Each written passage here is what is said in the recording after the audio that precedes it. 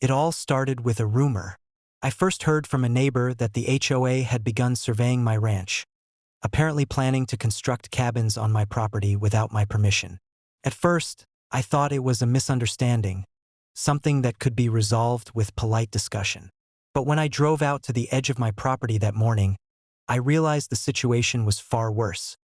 Construction vehicles had already arrived. Survey stakes were driven into my land, bulldozers were parked along the tree line, and a crew of men was measuring plots as if the ranch belonged to them. I took a deep breath and stepped out of my truck. My mind ran through options: call the HOA, file a complaint, but deep down I knew that reasoning with them had never worked before. They didn't care about property rights, laws, or decency. They cared about exerting control and proving they were in charge. This was a test. And like every test before, they were about to learn they had picked the wrong target. I approached the crew, waving my hands to signal calm. "Morning," I said, keeping my tone light. "I think there's been a misunderstanding. This is private property, and you're not authorized to build here." The foreman laughed nervously, glancing back at the parked bulldozer.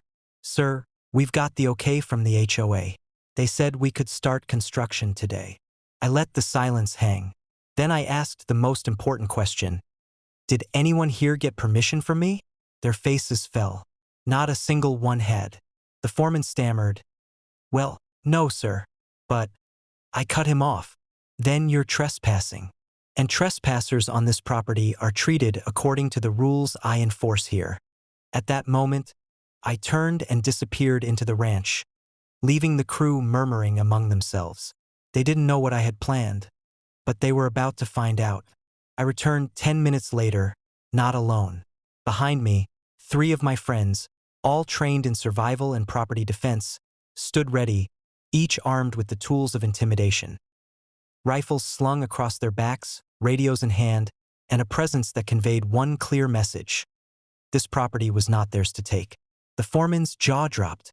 We'll come back another day?" "Another day?" I asked, my voice low and calm, echoing across the clearing. "You'll leave today, or you'll leave permanently. This is your only warning." Karen herself had appeared by then, driving her pristine SUV across the gravel road. She rolled down the window, her face contorted in anger. "You can't do this," she yelled. "This is the HOA's decision. You have to let us build." I walked toward her slowly, keeping my gaze fixed on hers. "Karen," I said, my tone deceptively soft, "you don't get to build on someone else's property because you have a pen and a title. This is my land, and I make the rules here. You are not authorized. You are not welcome, and you will leave now." She screamed, banged her hands on the car, and tried to call for help, but the crew around her had already frozen. They had realized that whatever authority they thought they had from the HOA was meaningless in the face of real preparedness. The bulldozers remained idle, the measuring tapes fell to the ground, and for the first time that day, silence reigned. I didn't wait for negotiations. I signaled to my friends, who began walking in patterns that blocked every exit. The foreman realized quickly that the situation had escalated beyond negotiation. The threat wasn't theoretical, it was immediate, visible, and overwhelming. He raised his hands and stammered, Okay, we'll pack up." Karen's face went pale. "You can't do this. You'll regret." "You don't understand," I interrupted, my voice firm, cutting through the tension like steel. "I've dealt with people like you before. You'll regret nothing more than ever having stepped onto this property." Then, to cement the point, Max, my Labrador, barked sharply, circling the construction crew, making them visibly jitter. Even the bulldozers seemed menacing under the afternoon sun, their engines idling like mechanical beasts, ready to defend the land if needed.